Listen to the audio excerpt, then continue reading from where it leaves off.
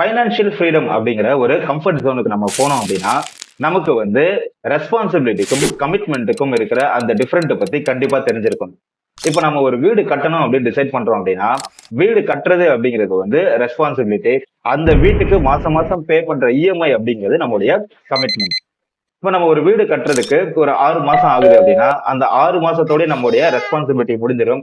But EMI pay பண்ற period ஒரு 10 years அப்படின்னா அந்த 10 வருஷமும் நம்ம கமிட்மெண்ட் அப்படிங்கிற ஒரு விஷயத்துக்குள்ள மாட்டிப்போம்.